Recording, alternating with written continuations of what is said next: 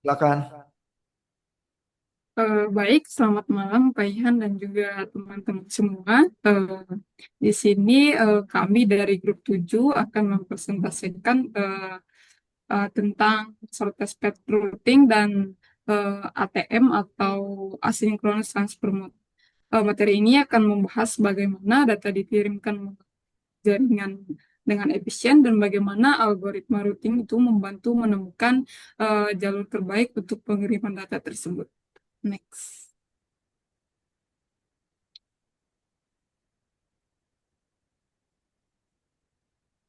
Di sini tabel konten kita akan membahas empat. Yang pertama itu packet switching, apa itu packet switching, kedua Bellman-Ford algorithm, kemudian Dijkstra algorithm, dan empat itu ATM atau asynchronous transfer. Next.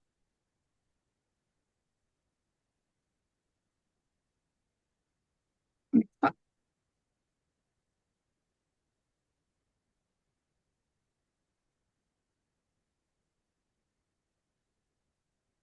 Next lagi. Yang pertama itu packet switching.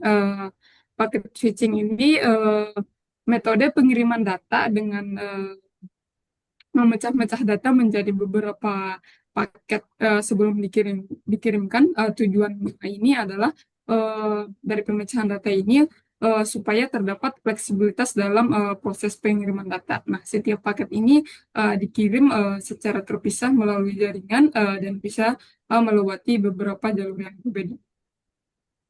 Next.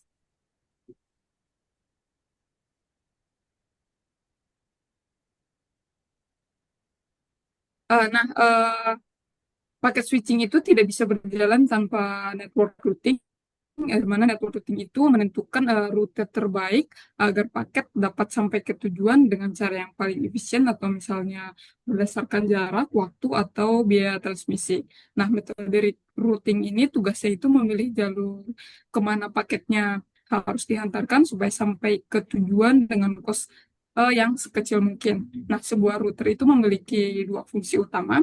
Yang pertama itu routing, yaitu mencari jalur optimal, dan yang kedua itu forwarding, yaitu meneruskan paket jadi menentukan sedangkan pengiriman data sesuai arah tersebut. Selanjutnya itu ada Bellman-Ford algorithm. Eh, Next, Pak.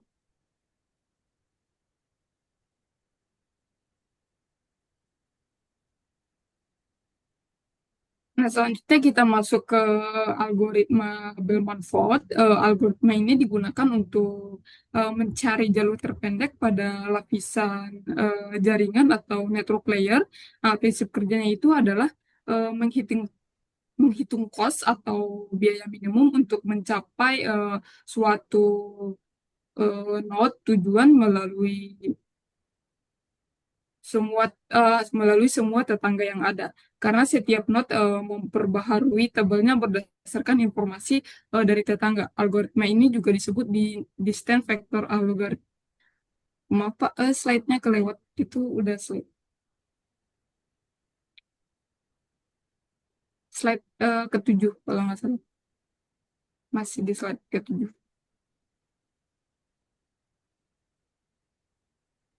Misalnya di sini di figur 2.8 itu ada 6 titik, yaitu titik node 1, 2, 3, 4, 5, dan 6. Lalu setiap eh, node itu ada cost-nya. Nah, cost itu bisa eh, berupa delay atau bandwidth, bisa juga berupa parameter-parameter yang lain.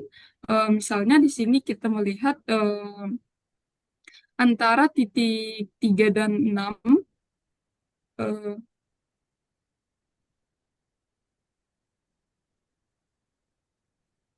Antara titik 3 dan 6 kosnya itu ada satu. Lalu misalnya antara titik 4 dan 3 itu kosnya ada dua. Kemudian kita bisa melihat untuk iterasi pertama, untuk melalui node yang keenam itu, di iterasi pertama karena eh, tetangganya belum memberitahu informasi menuju not ke-6 itu berapa kosnya, makanya dia dibuat di sini tak hingga -1 itu artinya dia tahu kosnya ke tetangganya itu berapa ke not 6. Nah, untuk di not 3 kita bisa melihat eh, ke not 6 itu kosnya ada 1, maka dibuatnya itu untuk 6,1. Kemudian kita bisa lihat di not 4 untuk melihat menuju ke not 6 itu, eh, maka not 4 itu harus melalui not yang 3, 4 ke 3 itu kosnya 2 dan 3 ke 6 itu 1, maka kosnya itu dijumlahkan 2 plus 1 jadi 3 melalui not yang ketiga. Kemudian untuk not yang kelima menuju not yang keenam itu kosnya ada 2. Kemudian untuk iterasi yang kedua, eh, kita bisa melihat untuk di not 1 itu untuk menuju not 6, eh, eh, not 1 ke not 3 itu ada kosnya 2 dan 3 ke 6 itu ada 1. Maka untuk menuju not 6 itu dari not 1 itu harus melalui not yang ketiga, maka kosnya dijumlahkan yaitu 2 plus 1 itu, maka kosnya menuju not 6 itu 3. Nah, untuk not yang kedua itu, untuk menuju not 6, not 2 itu harus melewati not yang 4. Nah, 2 ke 4 itu kosnya 1, 4 ke 3 itu kosnya 2, dan 3 ke eh, 6 itu 1. Maka kosnya dijumlahkan 1 plus 2 plus 1. Kemudian kalau misalnya not 2 itu mencari jalur yang lain, misalnya dia dari not 5, dia ke 2 ke 5 itu kosnya ada 4, kemudian 5 ke 6 itu 2, kalau misalnya dijumlahkan 6 tambah 2 ada 6, itu masih terlalu tinggi, jadi dia mencari yang lebih murah, maka dia memilih eh, melewati not yang 4 yang kosnya lebih murah. Nah, setelah iterasi ketiga, maka eh, untuk menuju not 6 itu sudah lebih stabil untuk menuju not yang ke-6. Jadi semua tengah-tengahnya itu udah tahu kos-kos murah menuju not yang ke-6 itu eh, melalui titik-titik kosnya yang lebih murah. Nah, di sini sehingga pada iterasi ini ketika eh, tabel ini sudah tahu ininya, maka kos-kosnya itu dicatat di dalam tabel itu, sehingga jika setiap titik itu menerima paket yang akan diarahkan ke not 6, mereka selalu tahu kosnya atau harga terendah lewat jalur yang mana untuk bisa sampai ke titik itu dengan yang paling efisien. Next, Pak.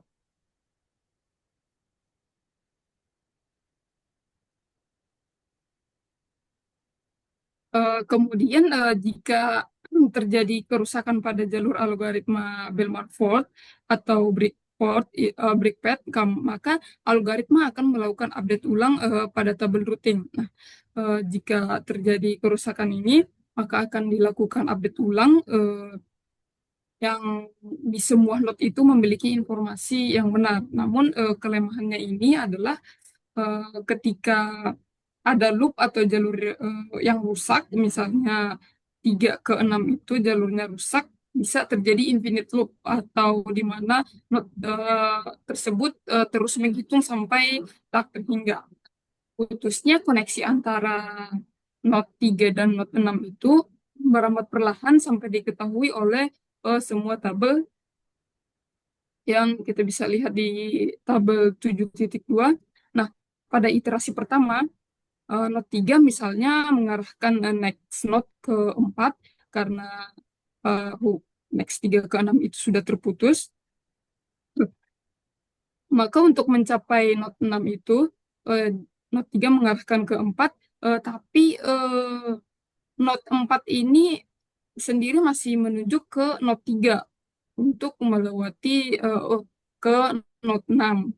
Nah, kita bisa lihat di iterasi yang pertama ini, di Note 1 itu, dia masih belum mengetahui eh, untuk yang di not 3 ke 6 itu terputus, maka dia masih berpikir bahwa untuk melewati ke not 6 itu dia butuh cos 3. Kemudian di not 2 ini juga belum diketahui bahwa eh, not 3 itu terputus ke 6, maka dia tetap memakai cos yang lewat not 4 dengan cos 4.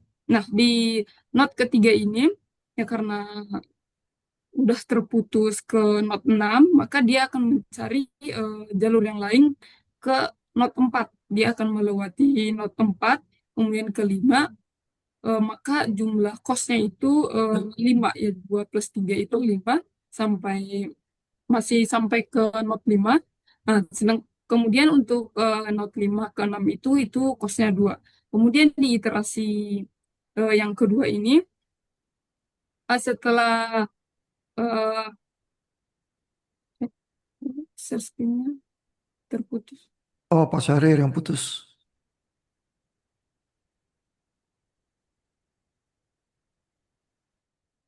Terus Ya, ini udah join lagi.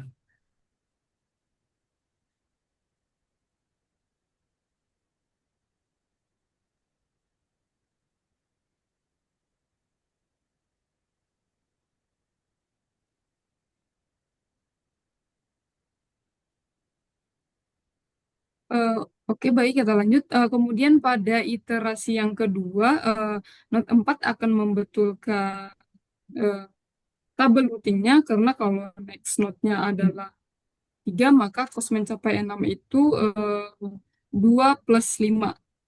Itu 7. Akibatnya not 4 akan mengalihkan next node ke node 2 dengan cosnya mencapai not 6 itu 1 plus 4 itu 5.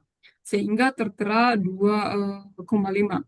Namun problem yang sama terjadi pada node 2 yang mengarahkan next node kembali ke node 4, sehingga node 2 akan mengira kalau not 6 lewat eh, not 4 adalah dengan cos 1 plus 5 itu 6, itu pada iterasi yang ketiga.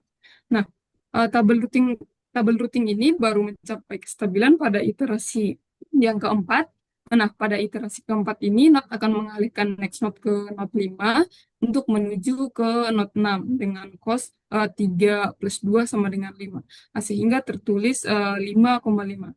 Nah, jika Not 4 itu tetap mengarahkan next node ke Not 5, maka cosnya adalah 1 plus 6 sama dengan 7, yang lebih besar daripada kalau next node sama dengan node 5. Next Pak.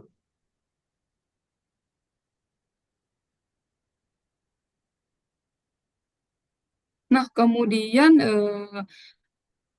di Bellman-Ford ini, di algoritma, jika kita ada satu topologi yang hanya satu jalur saja, nah kalau hanya satu jalur saja, misalnya node 1 sampai node 4, kita bisa langsung mengetahui untuk node 1 itu costnya 3, node 2 untuk ke node 4 itu costnya 2, kemudian node 3 untuk ke node 4 itu hanya satu. Nah, bagaimana kalau node yang keempat itu terputus? Nah, di sini kita bisa melihat untuk iterasi pertama masih membaca untuk ke node 4 itu costnya 3, kemudian iterasi kedua juga begitu. Untuk kosnya masih 2 untuk menuju ke tempat. Nah, kemudian di 3 ini eh, dia udah tahu kalau misalnya keempat itu tuh nggak bisa ngirim data, maka dia balikin lagi ke dirinya sendiri sama ke node yang lain. Maka node-nya bertambah jadi 3. Nah, begitu seterusnya, kita kirim bolak-balik berulang-ulang untuk mencapai not yang keempat. Nah, dan bagaimanapun caranya paket itu ke not 4 itu tidak akan bisa sampai ke not 4 karena sudah terputus, karena nggak ada jalur untuk menuju not 4 itu, maka dia akan terus melakukan iterasi itu sampai tak terhingga. Maka dia terus menghitung sampai akhirnya kosnya mencapai tak hingga, baru tahu setelah waktu yang sangat lama dan karena konvergensinya begitu lambat. Nah, untuk mengatasi itu, eh, maka digunakan metode split horizon with position reverse, yaitu jika next node termasuk dalam jalur terpendek, maka costnya diatur menjadi tak hingga agar jalur itu tidak digunakan lagi. Nah, di sini kita bisa melihat eh, dan next node yang digunakan di node satu ini 2,3, dan di node 2 masih belum tahu kalau node 4 itu udah terputus. Nah, yang di node 3 ini sudah tahu kalau dia nggak bisa ngirim paket ke node 4, maka dia akan jadi tak terhingga. Untuk iterasi pertama, di node 1 belum tahu kalau yang node 3 itu terputus ke node 4, kemudian eh, sudah tahu kalau nggak bisa ngirim paket ke tempat, kemudian dia juga akan membuat langsung terhingga. Dan di iterasi kedua, setelah satu mengetahui nggak bisa ngirim paket ke tempat, maka dia akan menjadi tak terhingga juga. Nah, sehingga dengan demikian tidak perlu ada problem menghitung sampai tak hingga yang mengakibatkan ketidakstabilan jaringan seperti pada metode Bell-Mulford yang sebelumnya. Selanjutnya mungkin akan dijelaskan oleh teman saya, Pak Syahril.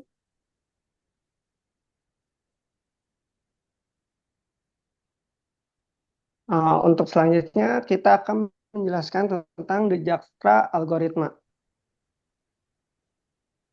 Dijkstra algoritma itu bekerja secara iteratif dan mengidentifikasi node tetangga melalui pada setiap iterasi. Membuat rutin pemetaan di sini ada contoh. Silakan Pak Syaril. Selanjutnya kita akan membahas Dijkstra algoritma, yang dimana bekerjanya itu secara iteratif dan mengidentifikasi node tetangga paling dekat yang meluas pada setiap iterasinya, membuat routing map sehingga dapat menyimpan pemetaan dari shortcut-nya. Di sini ada contoh untuk map routing map-nya, yang dimana ada ada ada 6 nodes. Untuk node 1, dia karena dia node-nya untuk dirinya sendiri, dia itu bisa meluas sampai node 1 ke node 3 costnya 2, dan node 1 ke node 2 costnya 3, dan node 1 ke node 4 costnya 5, dan cost 1 ke cos 6 karena dia memperluasnya cuma sampai sekitaran 3, 4, dan 2, akhirnya node 1 ke 5 itu tak terhingga. Sama node 6 juga tak terhingga karena perluasan node-nya hanya node 1, node 3, 4, 4 sama 2. Terus dia ada perluasan lagi node 1 sama node 3, yang dimana node 3 itu ke node 6 itu adalah node 1 ke node 3 itu adalah 2, dan node 3 ke 6 adalah 3 karena 2 tambah 1. Berarti node yang 6 itu hasilnya 3. Karena dia memperluas, jadi node 3 ke 4 adalah 4. Karena 2 tambah 4. Selanjutnya karena dia memperluas lagi, node 1, node 2, dan 3. Yang terbaca adalah node 1 ke 2 adalah 3, node 2 ke 5 adalah 7.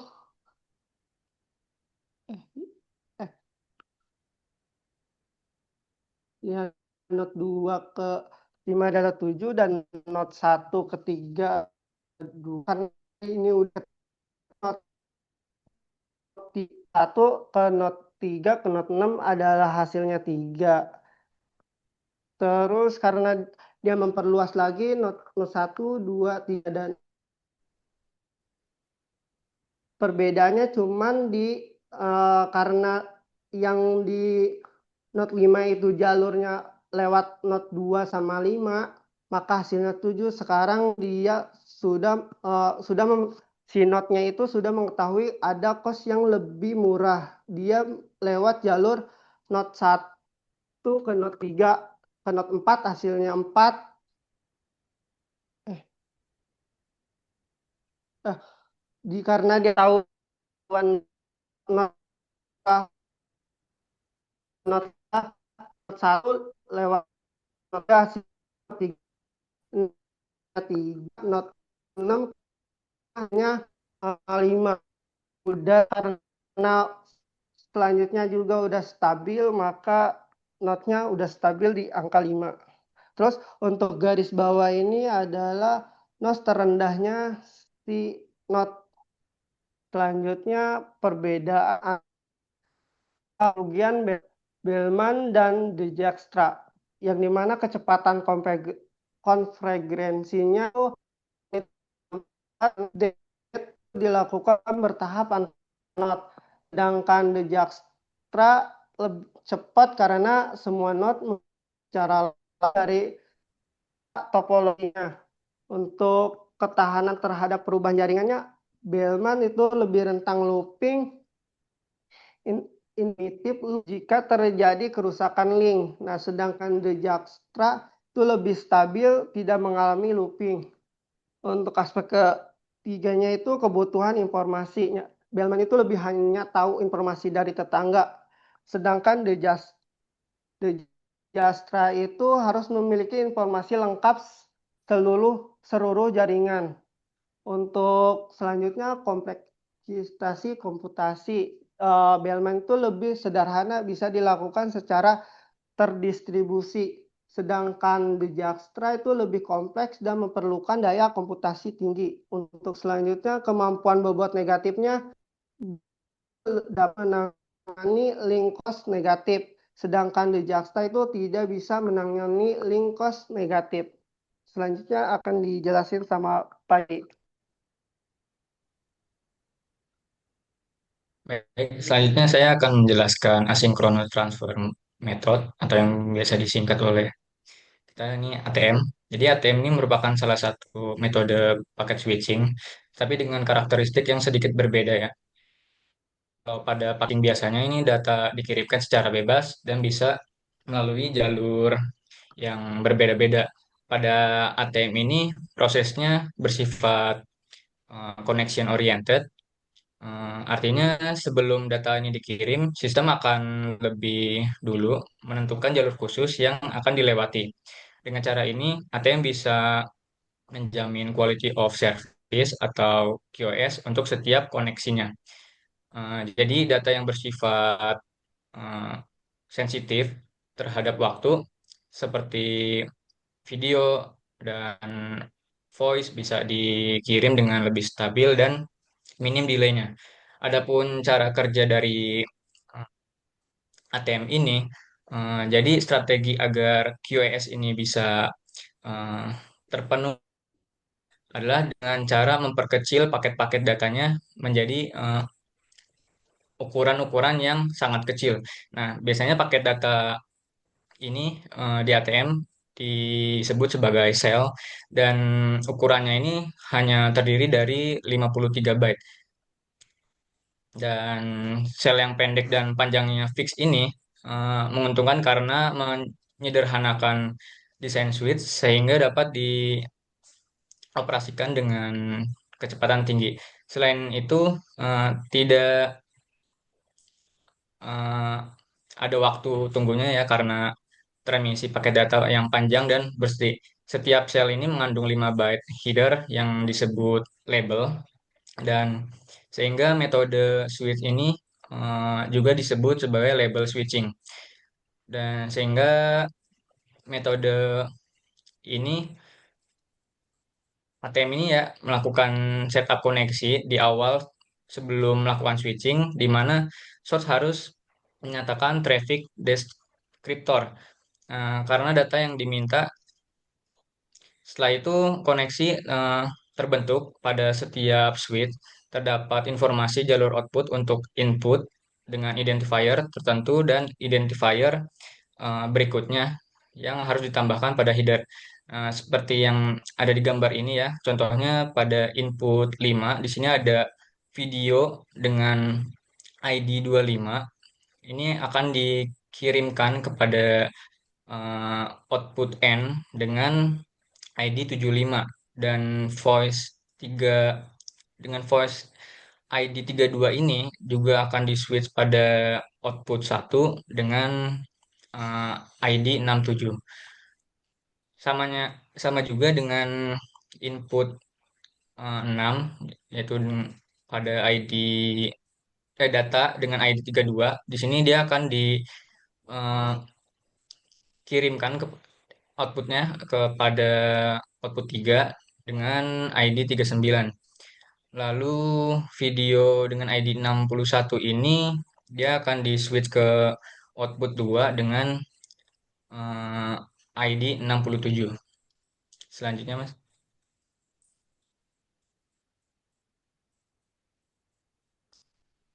Nah, setiap paket data pada jaringan ATM ini mengalir melalui jalur data yang memenuhi kriteria tertentu yang telah disetujui pada proses setiap koneksi yang dilakukan.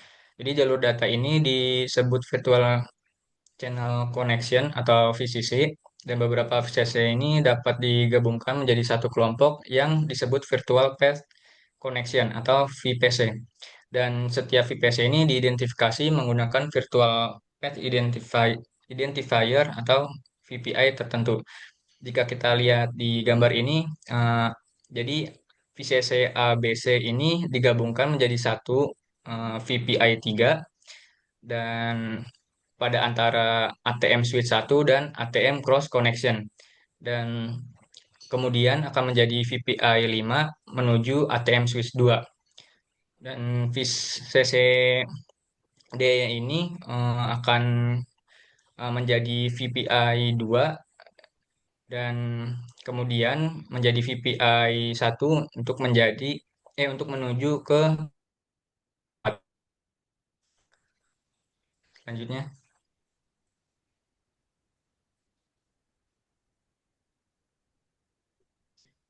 Dan virtual path connection ini bisa dianalogikan sebagai pipa besar dalam jaringan ATM yang berisi beberapa pipa lebih kecil, yaitu VCC. Setiap VCC ini memiliki virtual channel identifier masing-masing. Dalam satu VP, seluruh VCC ini di dalamnya menggunakan virtual path identifier yang sama untuk proses switchingnya. Sedangkan VCI tidak berubah selama berada dalam jalur tersebut. VCI baru akan digunakan pada ujung VPI. Selanjutnya,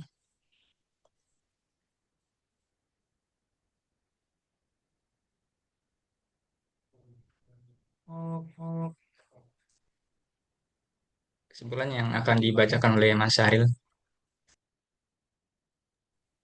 Kesimpulannya adalah dalam jaringan komunikasi paket switching memungkinkan pengiriman data yang efisien dengan membagi data menjadi paket-paket kecil yang dikirim melalui berbagai jalur. Nah, yang kedua, untuk menentukan jalur terbaik digunakan algoritma seperti Belfort dan Dijkstra yang sama-sama fokus pada pencarian shortest path dengan biaya kos paling rendah. Bermanfaat algoritma mencari jalur terpendek dengan metode distancing vector, cocok untuk sistem distribusi konvensinya, lebih fleksibel terhadap jaringan yang memiliki kos negatif, sedangkan Dijkstra algoritma lebih cepat dan efisien karena menggunakan metode link state tanpa nilai negatif. Untuk asynchron transfer mode menerapkan konsep koneksi oriented packet switching, di mana setiap koneksi dijamin memiliki quality of service, struktur virtual patch connection dan virtual channel connection atau membuat aliran data menjadi teratur, efisien, dan mudah diatur dalam sistem komunikasi digital.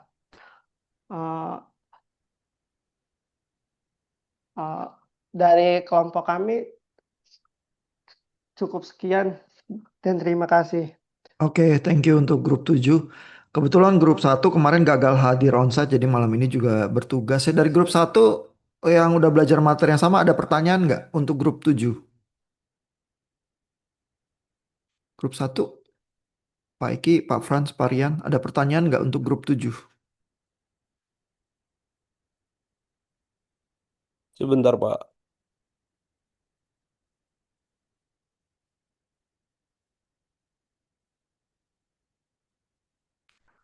Coba saya tanya ya, kalau ATM itu sebenarnya dia paket switching atau circuit switching sih?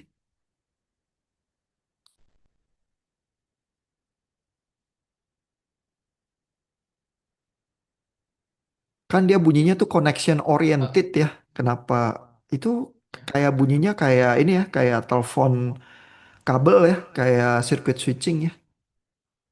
Tapi dia paket switching atau Ya, Pak, circuit kalau switching? Ya, silakan. kalau kalau misalnya dari cara kerjanya sih sebenarnya mirip circuit switching juga Pak, kayak telepon-telepon zaman dulu itu. Ya, tapi dia sebenarnya paket switching atau circuit switching?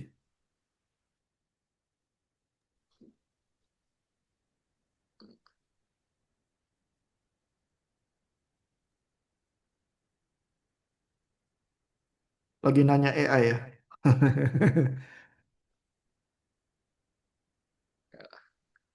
Jadi dia tetap paket Nah, switching karena dia di chapter yang judulnya tentang paket switching network. Karena juga caranya dia mengirim tetap pakai sel-sel itu kan sebenarnya paket ya. Kalau circuit switching kan logikanya dial, ada channel, channelnya terbentuk karena di sebelah sana ngangkat dial teleponnya, terus koneksi, terus komunikasi. Kalau ini kan tetap beroperasi dengan paket-paket. Nah, kenapa kayak disusun, walaupun udah paket-paket disusun jadi kayak pipa-pipa ya akhirnya ya?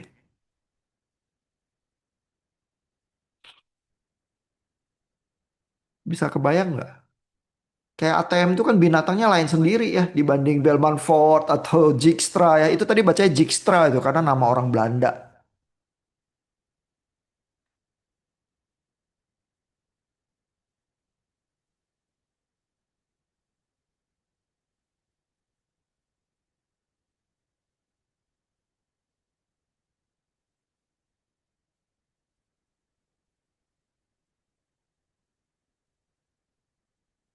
Ada ide kenapa ATM itu walaupun udah paket switching kok kayak dioperasikan mirip sirkuit switching ya pakai kayak pipa-pipa gitu ya. Kayak koneksi-koneksi gitu.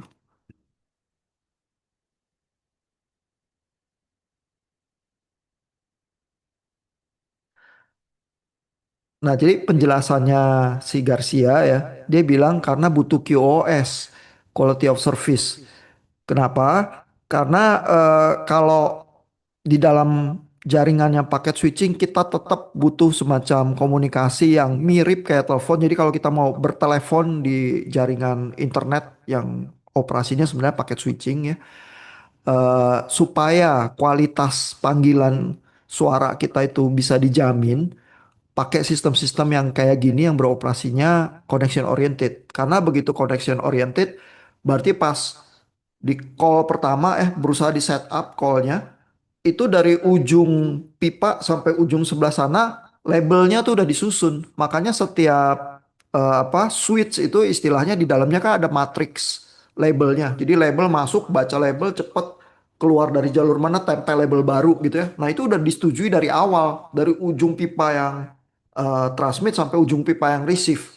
Sehingga begitu koneksi itu terbentuk aliran data itu bisa dijamin sehingga voice itu nggak kena delay dan lain sebagainya. Dengan demikian QoS itu sebenarnya menyediakan semacam prioritas buat buat datanya ini. Nah, kayak model-model kayak label switching gini kayak ATM tadinya berkembangnya di backbone-nya jaringan data karena di backbone itu juga di yang gelondongan misalnya kabel antar kota atau apa itu jaringannya lewat tuh kayak datanya kayak truk tronton semua gede-gede dan harus cepat lewat semua ya. Kadang-kadang data gabung sama voice, gabung sama yang lain-lain, cuman volumenya masif, terus dia butuh switching yang sangat cepat Pokoknya sampai ke ujung yang sebelah sana gitu ya. Nah, jadi di backbone seringnya teknologi-teknologi yang kayak gini yang menjamin kecepatan, security, quality of service terpaksa pakainya kayak gini. Nanti kalau udah sampai ke ujung internet yang lebih normal pakai Bellman Fold atau Dijkstra karena nggak butuh quality of service yang terlalu ketat gitu. Jadi sama-sama paket switching sih. Jadi tapi kalau kita mau yang lebih berkualitas dipaksa ada teknologinya paket switching yang menjamin connection oriented itu gitu. Mudah-mudahan lebih jelas sedikit ya. Kadang-kadang Garcia nggak terlalu jelasin panjang lebar atau panjang lebar juga tapi ratusan halaman terus Bapak Ibu nggak kuat bacanya gitu. Thank you ya grup 7. Kita sambut sedikit grup 1 ya karena dia juga bertugas malam ini. Siapa tahu grup 7 bisa ada pertanyaan yang coba dilempar ke grup 1 ya. Thank you grup 7.